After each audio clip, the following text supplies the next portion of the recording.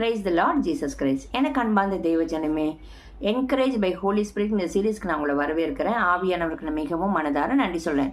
என்னோட கூட நீதிமொழியின் புஸ்தகம் 13:12, நீதிமொழியின் புஸ்தகம் 13:12, நெடுங்காலமாய் காத்திருக்கிறது இருதயத்தை இழைக்க பண்ணும், விரும்பினது வரும்போதும் ஜீவ விருட்சம் போல இருக்கும். ஆமீன்.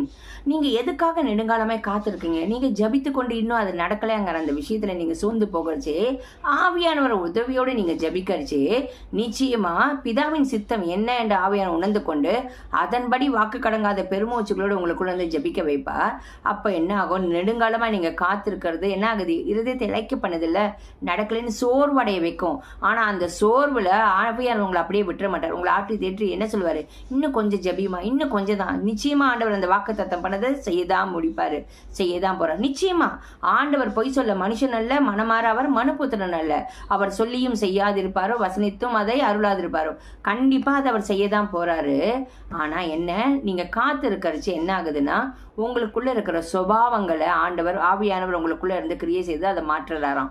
அப்ப நீங்க எந்த ஒரு வாக்கு தத்துவத்துக்காக நீங்க காத்திருந்து ஜபிக்கிறீங்களோ, அந்த வாக்கு தத்துவம் நிறைவேறதுக்குள்ள உங்களுக்குள்ள மாற வேண்டிய சுபாவங்களை ஆவியானவர் உங்களை கண்டித்து உணர்த்தி அன்பா நயங்காட்டி எப்படியெல்லாம் சொல்லணுமோ சொல்லி உங்களை மாற்றி அந்த ஒரு நன்மையை வாக்கு தத்துவம் பெறறதுக்கு ஆண்டவர் உங்களுக்கு ஆவியானவர் உங்களுக்குள்ள கிரியை செய்து அந்த இடத்துல சாட்சியா நிறுத்தடிச்சு என்ன ஆகும்?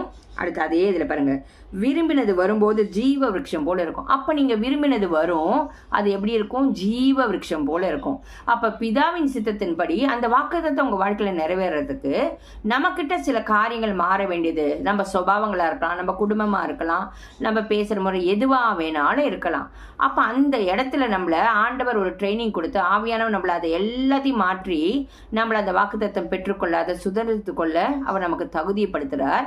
அப்போ என்ன ஆகுது? நம்ம விரும்பினது வரும்போது அது ஜீவ விருட்சம் போல இருக்கு. ஆமீன். அதுக்காக நம்ம ஜெபிப்போம். எங்கள் அன்பின் பரலோக தகப்பனே, நம்ம துதிக்கிறோம். பரிசுத்த ஆவியானவரே, ஆண்டவரை நெடுங்காலமாய் நாங்கள் காத்திருக்கிறது இருதயத்தை இழைக்க பண்ணுறது உண்மைதான் தகப்பனே. ஆனாலும் வாக்குத்தத்தம் செய்யப்பட்டது எங்கள் வாழ்க்கையில் நிறைவேறும்படியாக ஆவியானவரே அந்த ஒரு விஷயங்களுக்காக ஆண்டவரே தேவ சித்தம் பிதாவுடைய சித்தம் என்ன என்று எங்களுக்கு தெரியப்படுத்தி எங்கள் குற்றம் குறைகள் பாவங்களை எங்களுக்கு அறியப்படுத்தி அதை விட்டு விலகும்படி எங்கள் சுபாவங்களை எங்கள் வாழ்க்கை முறைகளை எங்கள் பேசுகிற விதங்களை எல்லாவற்றையும் நீர் மாற்றிக்கொண்டு வருவதற்காக எங்களை பரிசுத்தத்தின் மேல் பரிசுத்தப்படுத்தி கொண்டு வருவதற்காக உமக்கு நன்றி நன்றி நன்றி. ஆண்டவரே ஆவியானவரே, உம்முடைய அன்புக்கு ஈடாக நாங்கள் எண்ணத்தை கொடுப்போம் ராஜா. நீ சொல்லுகிறத கேட்டு கீழ்ப்படிந்து நடக்க உம்மை நேசிக்கிறோம். பரிசுத்த ஆவியானவரை சொல்லுவோமா? பரிசுத்த ஆவியானவரை உம்மை நேசிக்கிறோம், வாஞ்சிக்கிறோம்.